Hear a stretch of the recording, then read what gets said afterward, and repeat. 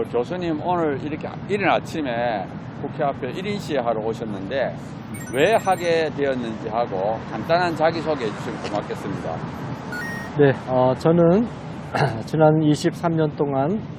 종신대학교 신학대학원에서 조직신학과 기독교 윤리학을 쭉 가르치다가 21년에 은퇴하고 지금은 여러 반동성애 운동 또 생명윤리 운동에 참여하는 우리 동력자들과 같이 협력해서 봉사하고 있는 이상원입니다. 오늘 그 기쁜 마음으로 우리 1인 시위에 참여를 했는데 여러분들이 잘 아시는 것처럼 우리 사회가 사회 전 영역에 걸쳐서 그 입법부뿐만 아니라 또 행정부, 또 사법부,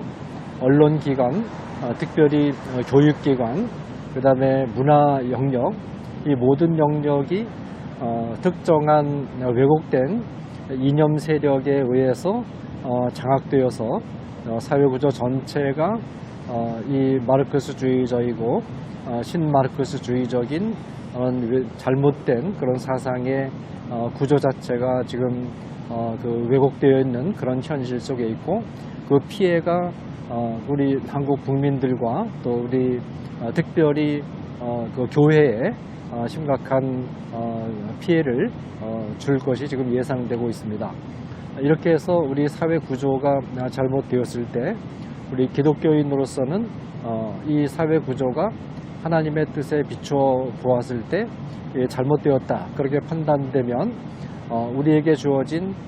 여러 경로의 합법적인 방법을 통해서 우리의 그 의사를 표현하고 또 우리의 항의를 전달할 수가 있습니다. 물론 이제 교회 설교라든지 성명서 발표라든지 이런 것들을 통해서도 우리가 의사 표현을 할 수 있지만 이 시위라는 형태도 이 합법적으로 우리에게 주어진 우리의 의사를 또 이 잘못된 그런 정책을 비판할 수 있는 그런 수단입니다. 그래서 특별히 우리 기독교인들과 교회는 이 국가기관이나 사회 구조가 잘못되었을 때 또 하나님의 뜻에 합당하지 않은 방향으로 전개되고 있을 때 당연히 우리의 목소리를 내고 또 비판과 항의의 소리를 내야 된다고 생각을 합니다. 그런 의미에서 이 국가 전체가 이런 잘못된 방향으로 가고 있는 이런 시점에서 이 시위를 통해 1인 시위를 통해서 우리의 의사를 표명하는 것은 굉장히 중요한 기독교인들에게 주어진 사회적 소명이다 그렇게 생각을 합니다. 교수님께서 잘 설명하셨는데 그러면 왜 이 차별금지법을 반대해야 되는지 그 이유를 좀 말씀하시면 고맙겠습니다. 네, 이제 그 여러 경로를 통해서 이 포괄적 차별금지법 지금 국회에 몇 건이 그 발의가 되어서 계류 중인데 포괄적 차별금지법이 가지는 폐해들은 이미 잘 알려져 있으리라고 생각을 하는데 그것을 다시 한번 정리를 한다면 우선 가장 중요한 것은 이 포괄적 차별금지법이 그 서 있는 인간론적인 기반이 이 정상적인 남녀 성질서를 왜곡하는 그런 기반에 서 있다라는 점을 먼저 지적을 할 수가 있겠습니다. 이 건강하고 또 과학적으로 볼 때 또 하나님의 창조 질서의 관점에서 볼 때 정상적이고 바른 그 인간 질서는 인간은 남성과 여성 두 성으로 구성되어 있다는 것이 바른 그 성 질서인데 이 포괄적 차별금지법은 이 남자와 여자로 구성되어 있다는 이런 과학적으로도 타당하고 또 성경적인 창조 질서적인 관점에서 볼 때도 그 타당한 그리고 인류가 수천 년 동안 받아들여온 이 그 견고한 그런 남녀 질서를 해체시키고 이 성에는 남성과 여성뿐만 아니라 제3, 제4, 제5의 많은 성들이 존재한다. 그리고 또 남성과 여성 사이에서는 성이 얼마든지 유동적이고 또 교환할 수 있다. 성전환이 가능하다. 이렇게 해서 전통적인 성 질서를 해체시키고 이것은 나아가서 이제 가정 질서를 붕괴시키고 해체시키는 것이나 마찬가지거든요. 이런 아주 왜곡된 그런 인간관, 인간 성질서에 근거하고 있기 때문에 이 포괄적 거기서부터 이 포괄적 차별금지법의 모든 문제점이 심각한 문제점이 드러날 수밖에 없는 거거든요.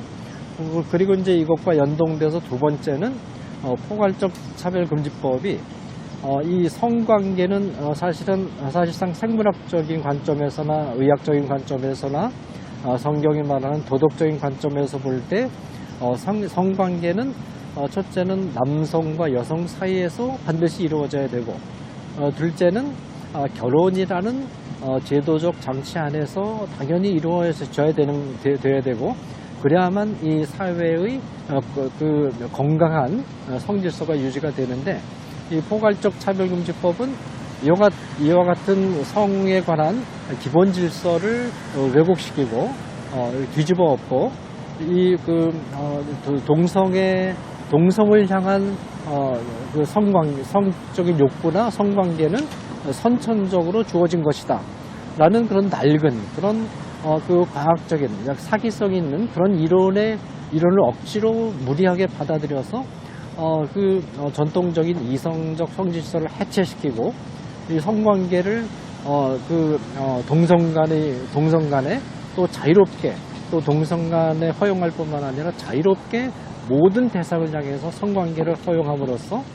인류의 그 성 질서를 문란하게 하고 또 해체시키고 또 이 인류 사회 전체를 한국 사회 전체를 음란 문화 속으로 빠뜨리려는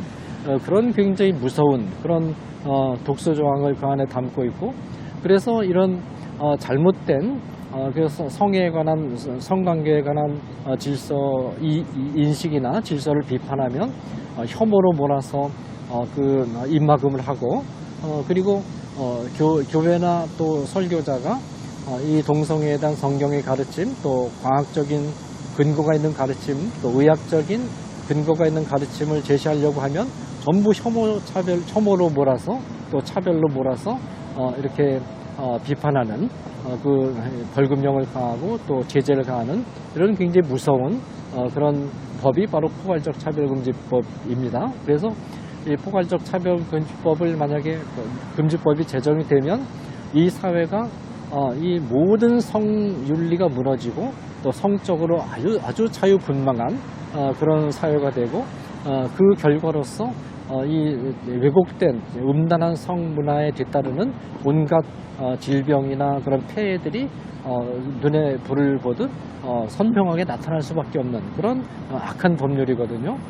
그렇기 때문에 우리가 포괄적 차별금지법을 반대할 수밖에 없는 것이고 뿐만 아니라 이 포괄적 차별금지법이 단순히 성윤리나 또 성질서만 해체시킬 뿐만 아니라 말하자면 종교적인 의견 표명도 철저하게 제재하는 그런 내용을 그 안에 담고 있습니다. 그런데 이게 이제 아주 위험한 것이 뭐냐면 예를 들어서 다른 종교에 대한 비판을 금지하는데 사실은 그게 실질적으로 어떻게 적용되고 있느냐 하면 기독교에 대한 비판은 무제한 허용이 됩니다. 그렇지만 기독교가 타 종교의 문제점에 대한 비판하는 것은 철저하게 차단하는 그러니까 사실상 실질적으로는 기독교를 뚝 짚어서 이렇게 차별하고 입막음을 하는 그런 내용을 독서 조항으로 그 안에 또 담고 있습니다. 뿐만 아니라 이게 정치적인 의견 표명까지도 차별로 몰아서 제한하는 그런 내용을 담고 있거든요. 그것도 실질적으로 어떻게 적용될 위험이 있느냐 하면 다른 종교 사상, 다른 정치 사상이 자유민주주의나 자유시장 경제를 비판하고 그 비판하는 것은 무제한적으로 허용을 하는데 예를 들어서 우리가 주체사상이라든지 아니면 마르크스주의라든지 공산주의라든지 또 사회주의라든지 이런 정치 이념을 비판하는 것은 철저히 입막음을 하는 그런 방식으로 이게 편향적으로 이게 적용되도록 그렇게 구조가 되어 있거든요. 자, 그래서 이 포괄적 차별금지법을 우리가 받아들이게 되면 이 사회 구조 전체가 심각한 해체 속으로 빠져들어가고 또 붕괴, 도덕적 질서도 붕괴되고 또 성윤리도 붕괴되고 걷잡을 수 없는 혼란 속에 이 사회가 빠져들어가게 될 것이 불을 보듯 명확하게 우리 눈에 들어오고 있는 것입니다. 그렇기 때문에 이것은 우리 한국 사회 전체에 끼치는 영향이 굉장히 크고 특별히 지금 여러분들이 이제 신문지상이나 아니면 뉴스를 통해서 접하시게 되겠지만은 예를 들어 지금 남미의 상황을 보면 남미의 IT가 지금 거의 그 붕괴되어 가고 있고 멕시코가 사실 지금 그 마약에 찌들어 가지고 거의 그 무정부 상태까지 지금 치닫고 있고 특별히 베네수엘라는 완전히 국가가 폐망을 한 상태고 이게 그리고 또 지금 파라과이도 역시 지금 심각한 그 국가 혼란 상태에 좀 처해 있고 최근에는 아르헨티나도 점점 국가 전체가 붕괴 그 직전에 있는 그런 상황에 지금 와 있습니다. 이렇게 이제 남아메리카의 그런 나라들이 이런 전체적으로 이런 어려움을 겪고 있는데 그 가장 근본적인 원인은 바로 이념적인 데 있습니다. 이 남아메리카가 이 그 사회주의와 마르크스주의에 기반한 해방신학을 받아들이고 해방신학이 한번 남아메리카를 휩쓸고 지나간 후유증이 지금 심각하게 지금 이렇게 그 남아메리카 국가들의 해체로 나타나고 있는 거거든요. 자, 이런 것을 볼 때 우리 한국 사회에서 포괄적 그 차별금지법이 통과되면 이런 전철을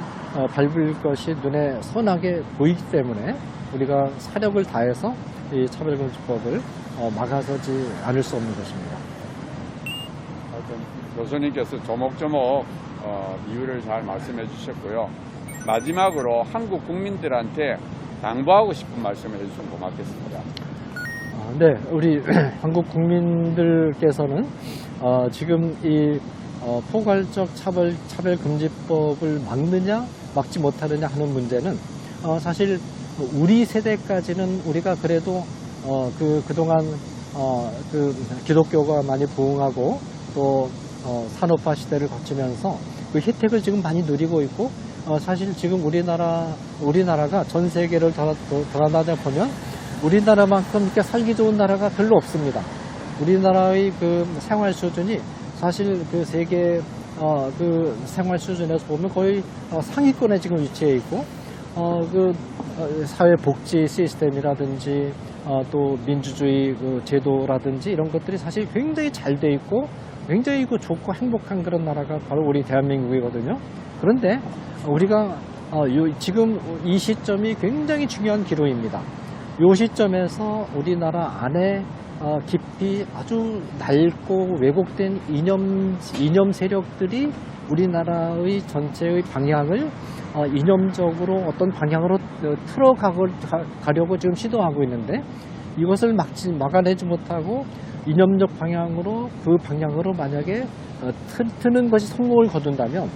아마도 우리나라가 이렇게 세계적으로 축복된 나라로 우리 사회가 유지되는 것이 아마 마지막이 아닐까 그렇게 생각이 되고 아마 이 차별금지법 포괄적 차별금지법을 중심으로 한 특별히 이 문제가 교육과정하고도 지금 그 연관이 되어 있지 않습니까? 지금 현행 교과서가 이념적으로 심각하게 차별금지법이 통과되기 전인데도 불구하고 이 교과서들이 이념적으로 심각하게 오염이 되어 있는데 이 사태를 방지하게 되면 조만간에 이 사태를 막지 못하면 조만간에 적어도 다음 세대에 이르러서는 우리나라의 그 상황이 아마 급전직하될 가능성이 위험이 상당히 큽니다. 그래서 우리 국민들이 다음 세대 우리가 정말 사랑하고 아끼고 또 우리 한국 사회 우리 한국의 그 자녀들이 굉장히 똑똑하고 재능도 많고 지금 전 세계적으로 굉장히 좋은 역할을 많이 하고 있는데